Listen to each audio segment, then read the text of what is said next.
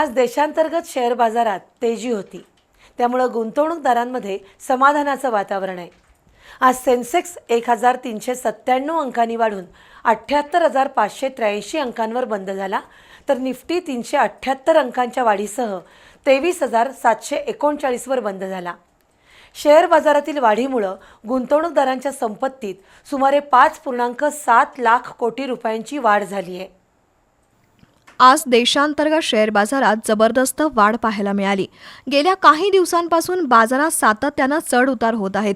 या पार्श्वभूमीवर आज शेअर बाजारात तेजीचं वातावरण असल्याने गुंतवणूकदार सुखावले होते।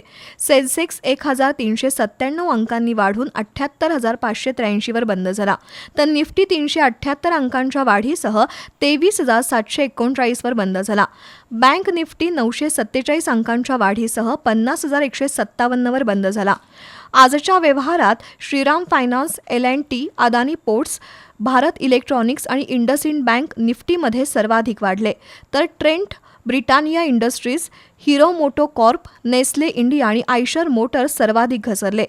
अमेरिकेचे राष्ट्राध्यक्ष डोनाल्ड ट्रम्प यांनी मेक्सिको आणि कॅनडातून येणाऱ्या वस्तूंवर लादण्यात आलेले अतिरिक्त शुल्क तात्पुरतं थांबवण्याची घोषणा केली, त्यामुळे गुंतवणूकदारांची चिंता कमी झाली।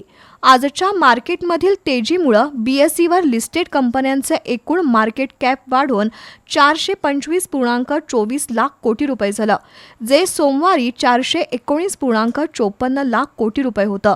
म्हणजेच गुंतवणूकदारांच्या संपत्तीत सुमारे 5.7 लाख कोटी रुपयांची वाढ झाली आहे।